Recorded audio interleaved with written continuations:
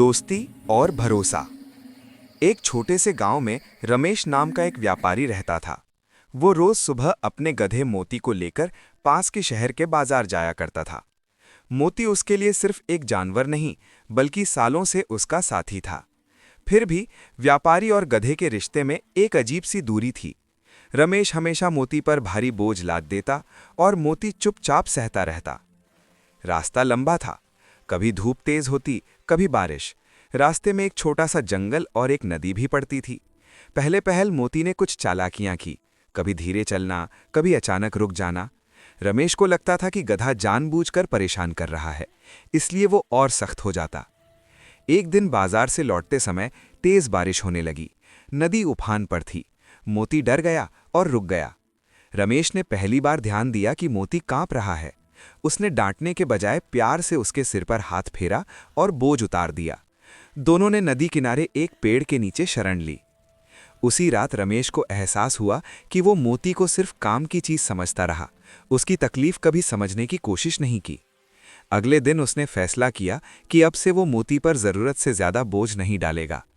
धीरे धीरे सब बदलने लगा। रमेश बोझ हल्का रखने लगा, रास्ते में मोती को आराम देता, पानी पिलाता। बदले में मोती भी पूरे मन से काम करने लगा। वो बिना रुके, बिना हिचकिचाए बाजार तक पहुंचने लगा। एक दिन रास्ते में एक चोर रमेश का सामान चुराने की कोशिश करने लगा। मोती ने जोर जोर से रैंकना शुरू कर दिया और पैर पटकने लगा।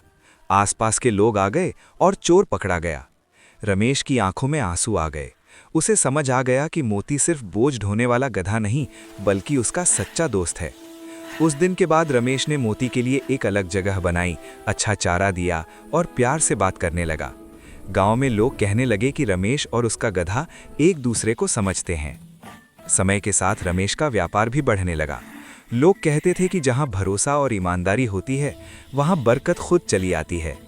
रमेश मुस्कुराकर मोती की तरफ देखता और मन ही मन कहता, तू मेरा साथी है, सिर्फ गधा नहीं। और इस तरह व्यापारी और गधे की कहानी गांव में दोस्ती और भरोसे की मिसाल बन गई। सीख यानी मॉरल, जो रिश्ता भरोसे और समझ से बनता है वो सबसे मजबूत होता है। इंसान हो या जानवर, प्यार और सम्मान सबको चाहिए।